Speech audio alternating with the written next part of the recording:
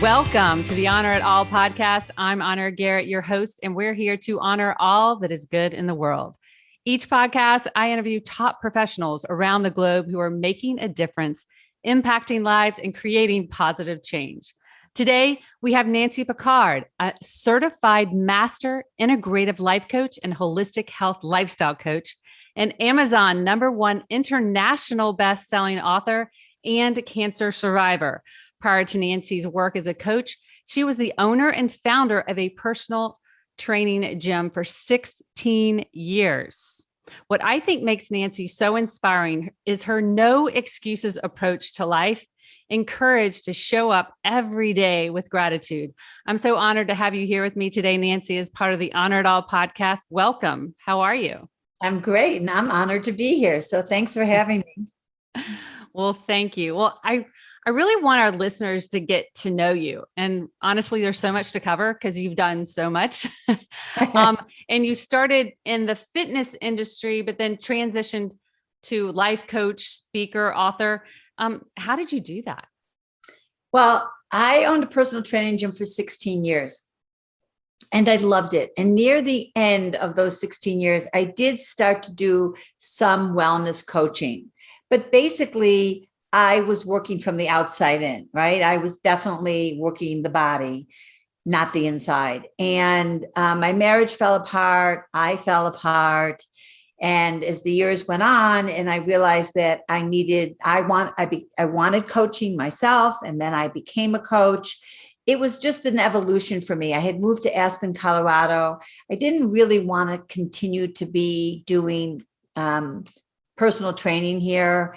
And yet I wanted to give back. So coaching just was the next evolution for me. And now I work with people from the inside out instead of the outside in. So. Wow, that's beautiful. And you're not only a coach, but you're a mother of 2 sons, a grandmother of 4, with 4 grandchildren. Like, what a cruel grandmom to have. I mean, you can spoil them and then mentor them at the same time. I do, actually. But how do you balance your time from self-care for yourself, family time with those you love, and then your business and clients? How do you do that?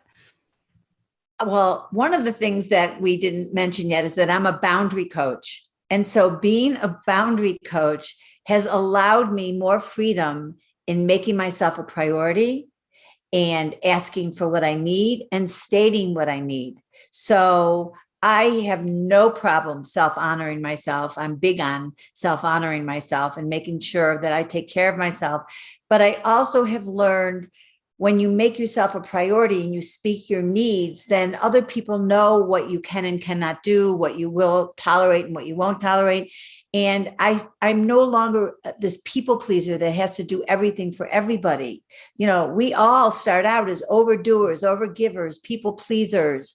And so I would twist myself up in a pretzel to be the best mom and be the best grandma and be the best partner and be the best of everything. And now I just know how to balance it and to say to my kids, I'm thrilled to come and stay with you, and I'm with the kids all the time, but I also want to spend some time with you. And I also want to be hiking and, going to yoga and doing those things. I don't just want to be the babysitter. And in just asking for it like that, would you be willing to get a sitter sometimes when I'm there so I can still do everything and my job? And once I set it up like that, it's with ease and grace that it all plays out the way you want it to. So it really is about communication and asking. And I think as women, we get we get nervous, we feel guilty, we feel like we put everything on our shoulders, that everything has to be perfect. And we have this specific role to play. And I really think either as I've gotten older, I feel like, and maybe I'm wrong, but I almost feel like the older women get, the more independent we are. And sometimes the older men get, the more dependent they get. Yeah. And that's general. I'm not saying that right across the board, but that there's something about getting older where we feel a little more liberated and a little more courageous. And actually, I think you have a book that you wrote that probably was the beginning of that journey for you. Bigger, better, braver. Can you tell us about that? Yeah. So Bigger, Better, Braver is really a self-help, step-by-step guide to how to go from the discrepancy of where you are to where you want to be. Now, for me, I went and climbed Mount Kilimanjaro at 61 years old. That was my Bigger, Better, Braver. But I just ask people, like, what's your bigger, better, braver? Like, what's your Kilimanjaro? It could be getting a new job. It could be getting in a relationship. It could be leaving a long-term relationship. It could be moving. I mean, it's whatever it is. It could be losing weight. It could be whatever it is you need that you're afraid to do, that you need help getting there. And so I love my one-on-one coaching, but not everybody can afford a one-on-one coach. So I've sort of layered what I do. I sell the book. It's a self-help step by step. You could read the book and do it. You could do it with a friend. You could get a, accountability partner, and you can do it. But I also have an evergreen course that you get 11 audio lessons and a workbook and then you buy the book and you do the work. It takes you deeper. Then I do a 12-week Zoom live coaching so that they get the book, they do the workbooks, they listen to the audios, and each week I take them deeper and do laser coaching. And then I do one-on-one coaching. So now there's no excuse. Everybody can be bigger, better, braver. Wow. Well, so what prompted you? Is that what prompted you as you had all of this inside of you and you're like, not everybody can afford coaching and I want to get my message out? Is that what? That was a big part of it. I also, when I climbed Kilimanjaro, because I was a trainer and I trained so well and I rocked it and I did it so well, I originally was writing a book for older women on how to climb Kilimanjaro. And then I realized, and I was going to be putting coaching tidbits in there. And then I just realized I really should just, I'm helping a lot of people with my one-on-one coaching, but that's not hitting everybody. Mm-hmm. And I wanted to put it out there for everybody. And so Bigger, Better, Braver, Conquer Your Fears, Embrace Your Courage, and Transform Your Life is what the book is all about. Well, I haven't read the whole thing yet, but I've started it and it's good. Really good. It's very inspiring. Thank you. And so, as a health, life and mindset coach myself, I mean, I love helping people navigate their journey, but clarity is usually the biggest stumbling block that I have with people. They just aren't clear about really what they even want, or maybe they've never even asked themselves what they want. Do you find that with some of the people that you talk to, that they're just not really clear about what even makes them happy? I think that a lot of people come to me because they're not happy and they're not really sure why, right? Some people have a clear idea. They just got out of a marriage, or they lost a partner, or they want a new career, or they are estranged from their adult children. I mean, there's a million reasons why they know they're not happy, but other people are just in a transition. They've had the same job forever and they don't want to give up the money, but they're not passionate about it anymore, or their kids are out of the house and they don't know what to do with themselves. There's so many reasons why people come to me, and a lot of them are so stuck in fear that they just can't move forward. So I'm a shadow coach. I help people uncover the disempowering beliefs that are buried in their subconscious that they aren't aware of. They are formed in the first 10 years of your life, their life, anybody's life, all of our lives. And we don't know it. It's in a split second, but they sound like, my needs will never be met, or I need to stay small, or I need to, be perfect to be loved. I'm unworthy. I'm broken. I'm stupid. I need to stay quiet so no one will know I'm stupid. My voice doesn't matter. My needs don't matter. These are all beliefs as children that we have unconsciously set out, and they become part of our operating system. So my work, no matter why somebody comes to me, is to uncover that first, because you can't move forward if you're stuck in that belief that you don't even know is holding you back. Exactly. I know, like, we all have them. No matter what, we all have them. And I wish they taught these things even in school, Mhm. that there were certain programs to really edify kids and who they are, and that everything is right about them, that they are uniquely made, and not try to be like their neighbor or their best friend, that you don't want to be like everyone else. Right. And I think we get stuck in that. But, you know, you were saying you can't be in that kind of almost negative energy, right? When you're stuck in shame, blame, not good enough. Right. And you're helping people almost raise their vibration, because you can't be in two places at once, right? You can't Right. be. And that's why I love to tell people to practice gratitude, because you can't be in a state of gratitude and be in bitterness at the same time. So Right. so it's good to, and Um, yeah, Go ahead.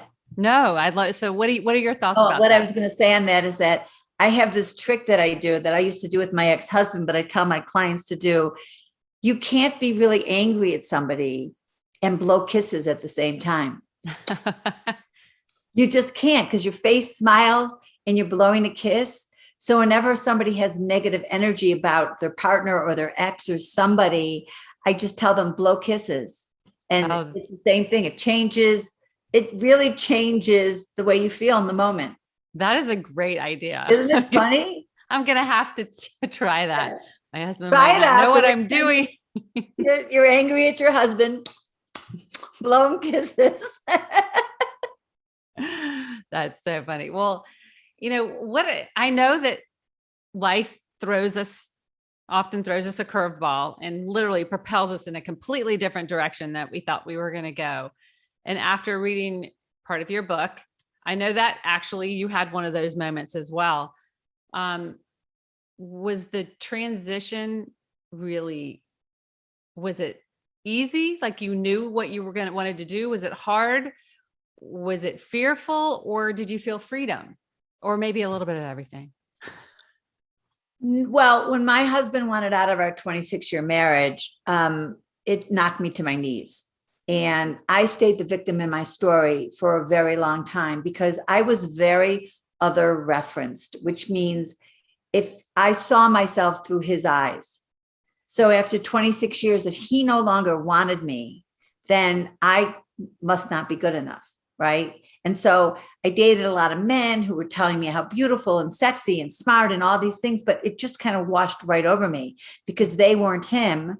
And it would just make me think, oh, then you're not good enough, because if you think I'm great, then, what do you know, kind of thing. Yeah. Really. And so it took me a really long time through coaching and through kind of realigning with my own truth and who I was to love myself enough to be self-referenced. Mm-hmm. And that was an evolution. None of this was planned. I didn't know I was going to be a coach. I certainly didn't know I was going to be an author. After I got divorced, I didn't work for 9 years. I moved to Aspen, Colorado, and I exercised and played. It was like a playground for an athlete. I just played for 9 years. And then I realized, what am I doing? Like, I have so many gifts to be giving to this world that I'm not. Like, this was not what I was not put on this earth to just play. And then that was how I first started to become a coach. And then my coaching practice and being an entrepreneur and getting it all going. And, I probably have 7 certifications because I believe in growth and learning and having more tools in my toolbox. That's just who I am. I'm like the ever ready bunny, I just go, go, go. So the evolution, it was step by step. I never saw the next step until I was in the step I was in. Wow.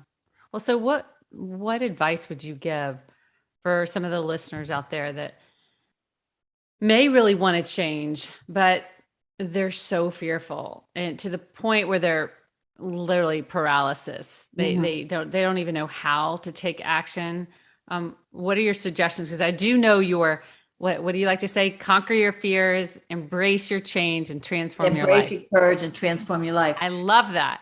So how would you encourage somebody? Well, I think that if you can afford a coach, get a coach, because nobody gets to the Olympics without a coach. We all need support. I coach with a friend. She coaches me. And you are never going to be in a fearless state. Like, note to self, nobody lives in a fearless life. Nobody. The difference between successful people and non-successful people is that successful people move with their fear. They feel the fear and do it anyway. They get really comfortable with being uncomfortable. For me, if I'm afraid to do something, it's a sign I need to do it. If I can't, I must. And honestly, that's been me saying yes, because, I say this to everybody. When you write a book about being bigger, better, braver, the universe throws it in your face. Oh, really? You think you're so bigger, better, braver? Let's see you do this, honey. Right. And so the imposter syndrome comes in. It happens to all of us. Right. But I say yes and go anyway, because I know that once I step in, I will be the very thing that I think I'm not that. Right. And I think what people get stuck in is that perfectionism. They don't want to mess up. And you know what? Nobody cares if you mess up. They're not even noticing. So right. On themselves. Just do it. And, so my husband, I've told you, like, my husband's a football coach. And, I honestly think leading a team is it's so natural to him. It is his genius. What would you say your genius is? You know what it is? I'm a really powerful woman, but I'm also a very compassionate woman. So I hold my clients with love and grace, but I push them. I don't take any bull. So I show them what their excuses sound like. And I let them know that they're all excuses. And unless they're willing to show up powerfully in an excuse-free zone, they're not going to get where they want to go. So I have clients that do the work, not because they're afraid of me. It's like my trainer part of me. And I don't care in the beginning why you do it. Like, if you don't have the tools yet to stay in alignment for yourself, you can stay in alignment because you don't want to show up not having done the work. Eventually, you're going to understand that you need to be in alignment for you. Right. So I would actually say, though, that's it. I walk my walk. I talk my talk. I walk my talk. Like, there's no excuses because I'm doing it. And I share, like, my clients know as much about me and my life as I end up knowing about theirs. And so they trust and honor and know me. Mm-hmm. And they know I'm not asking them to do anything that I'm not doing every single day. Do you have, and you may not be able to share this, obviously no names, but do you have, I don't know, a client, a success story that just inspires you and was encouraging to you, that the results that that person got were so amazing? Would you? So many of my clients, like when I wrote the book and I was using all the examples from my clients, and of course I got permission, I fell in love with all my clients more. I was like, wow, they were so brave. Like, they left a job that they were making a ton of money, but they were unhappy, or they're so afraid of even going out to dinner alone, let alone going to, flying across the world alone or moving alone. And, they were in I haven't had anybody that's been in an abusive relationship while they were working with me. I'm trying to think if that's true or not, but I've been with a lot of people who have had abuse in their life, a lot of women who were abused. Boy, it's unbelievable how many 3-year-olds are abused in our country, and they never say anything. And then they think that they're a bad person. So it's so interesting. People with eating disorders and all my clients who have had so many beliefs that they've had to uncover and move forward, all of that is being brave. All of that is when you're willing to look at yourself. I have to tell you that, I sell my coaching in packages and you pay up front, and, it's, right from the beginning, it's 10 sessions. It's non-refundable. It's a less expensive when you pay up front. I had a woman who took one session and said, all right, I got everything I need. I'm done. And I'm like, you're not done. We're just beginning. She said, no, I'm done. Well, she wasn't done. She did not want to be looking at herself. She would rather throw the money away because she wasn't brave enough to look at herself. Wow. To me, that's sad. That is sad. Yeah, that's sad. So anybody who shows up to be coached and wants to be different at the other side and is willing to do the work, that's bravery to me.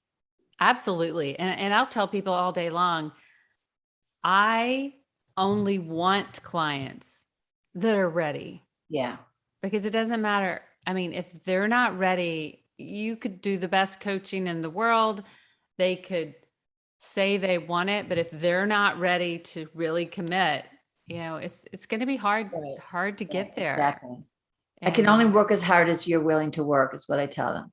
Because you're there to help them kind of be that catalyst so they can actually see into their own world and see themselves. Yeah. And if they're not really willing to do that, if they won't give you the key, to unlock it, and they're not willing to look at it, it's really hard. And how do you look at mindset? Because I know you help people kind of get rid of limiting beliefs and kind of make that shift in their life, raise their vibration. But how important is mindset? Do you have a mindset practice every morning? Do you do affirmations? What do you do, or what do you help I do a couple of things, but the first part of that is, what do I tell my clients is that they have to stop wearing the what's wrong glasses and put on the what's right glasses. Because when you look for what's wrong, you're going to find it every single time. And it brings down your vibration, and it makes you negative, and it gives you more of what you're looking at. When you put on the what's right glasses, you see possibility everywhere. You see, it uplifts your emotional well-being, and you get more of that. And that's part of being grateful. What is working instead of what isn't working. What I do every day is I start my day by asking myself, what's the most self-honoring thing I can do today? One thing. Now, that might be climbing a mountain like I did today. It might be having a massage. It might be calling a doctor's appointment. It might be calling my mother. It might be calling my kids. It's whatever on that day makes me feel like I'll be happy I did that. That's my self-honoring practice. And then the other thing that happens is that every day my alarm goes off at 11:11. And there's something so special about the infinity and the 11:11. And wherever I am, and I'd say 90% of the time I can do it exactly at 11:11. Sometimes I'm in the middle of a pickleball game or something and I can't stop. But generally, and then I'll do it right after I stop, I close my eyes and I manifest that I already have this. What do I feel like? What does it feel like in that moment? And then gratitude for having accomplished it and gotten it and received it. And I only do it for one thing every day until I get that one thing. And then I move on. What an interesting idea. I'm going to have, because over the last 3 months, I see 11:11 all the time. And probably because I'm looking for it, right? Yeah. Put it on your alarm too. Put it on your alarm. It'll go off every day. That's wonderful. I'm going to have to try to do that. Well, let me ask you I like to ask everybody this. What has been your biggest lesson in life? Oh, I think my biggest lesson is to be self-referenced, meaning to count on myself and to love myself and to not look outside myself for to check in to see if I'm good enough or not good enough. Honestly, I've stopped trying to be everything to everybody. I don't need everybody to like me. I don't need everybody to agree. And also, another big lesson for me, especially as a parent, is that my children are having their own journey. I can't save them. I shouldn't try to save them. And I have to know that everything happens for them, just like it does to me and not to them. And if they fall, they will learn. Just like when I fall, I learn. So as a parent, that has brought me so much more ease than it used to, because I will tell you, with grown kids, even they're married and successful and everything, stuff happens. And if you're going to worry and stress and make, they have this saying that you're only as happy as your saddest child. Well, you can't let that be the case. You actually have to allow them their own journey and support them when you can, but not overdo, not overtake responsibility for them. And those, I think, are the two. Oh, and one more big lesson I learned. Yeah. Obviously, I needed a lot of lessons on I it. love this. Keep it coming. The other lesson was to be the observer instead of the reactor. And that was a huge one for me. I used to be the person that would send off that bad email right away, like, oh, I can't believe you did this, da, da, da, da. And now I look at it and I'll be like, well, what am I making that mean about me? How could I look at this differently? What do I think their intention was? I do my own work before I ever respond. That's huge. Ask I questions. was not that girl. Because I always had to fix it and I had the answer to everything. And it's about take a deep breath and go, wow. Or I'd get upset about how somebody did something. And over the past few years, I've really changed that and really ask questions. And my husband will still get mad if we're driving. He's like, that person was so rude. They just cut me off. And I'm always the one like, well, what if they were in a hurry because their daughter is hurt or left at school, or maybe they're in a new town and they didn't realize they cut you off because they're looking at a map. Like I always give people the benefit of the doubt. Now I do, at least I try, because it just makes for such more peace. Yes. In your soul, Yes. like just, don't assume. What is it like when you assume? It makes an ass of you and me. Right. Absolutely. And how you spoke about being the victim for a while and that's just giving our power away. I talk to people all the time about forgiveness. I think forgiveness, if you can forgive someone, then you don't have to forget, but forgiving them brings all that power and energy back to you. And then you're responsible for the things you do in your life. You're not blaming anybody. You're taking full responsibility. So I 100% agree with you. You're cutting the karmic cord from your past when you forgive them. And it's not a gift you're giving them. They don't even ever have to know you're forgiving them. It's a gift you give yourself. Absolutely. Yeah. Absolutely. Well, I know that there are probably people in our audience right now who are actually struggling in life with who knows what their circumstances. Maybe they've lost a job. Maybe their child is sick, whatever it may be. Do you have any just encouragement that you might offer? Well, I have a spiritual belief that, again, I said this before, everything happens for the evolution of your soul. So you can't see the big picture, but we all have lessons and we all have gifts that we're getting on this earth right now, this time around in our life. And so just trust that the universe has your back, and however things are supposed to work out, they will.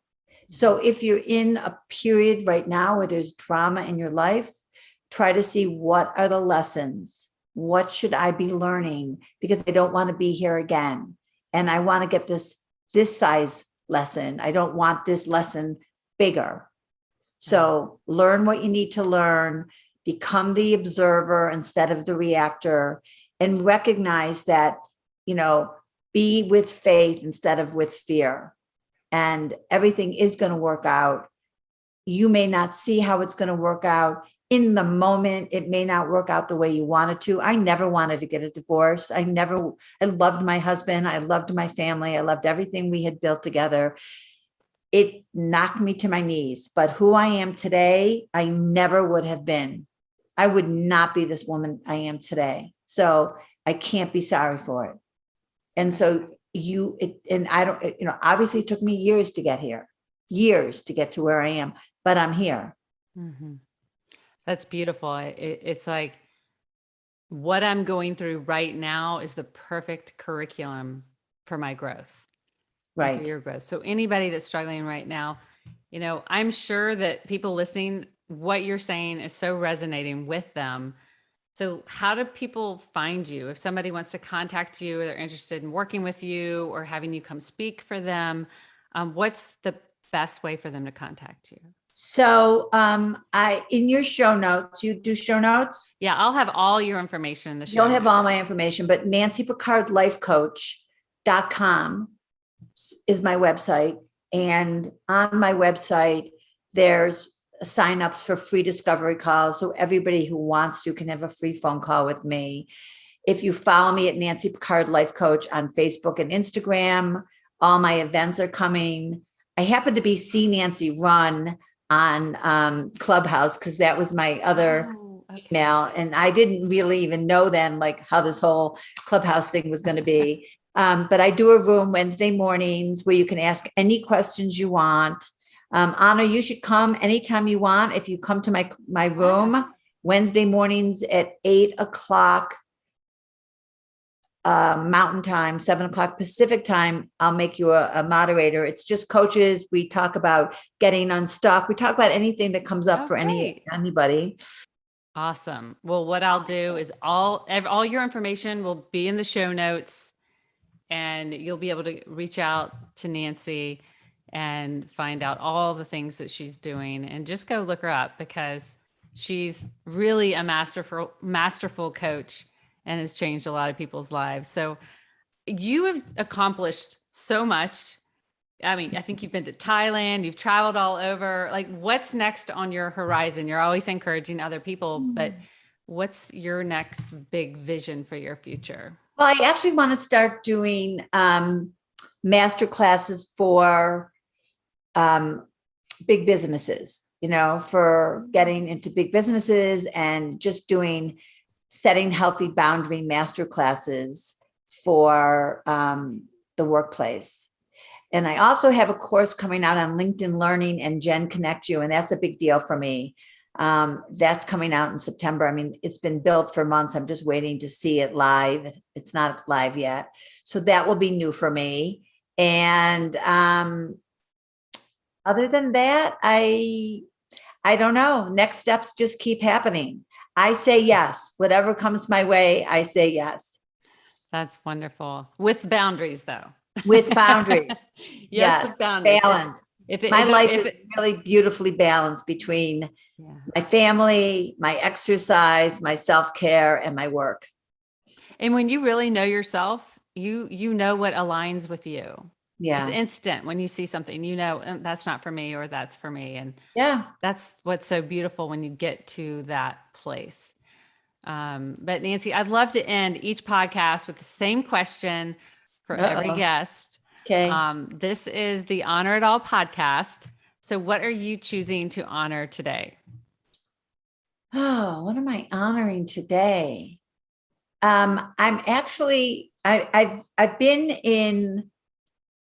renovating my condo. I've literally been out of my home since March. And so I'm honoring my grace and ease that I've been in acceptance of all the places I've been living and all the places I've been staying and all the times they keep changing that date. So I'm honoring acceptance and surrender.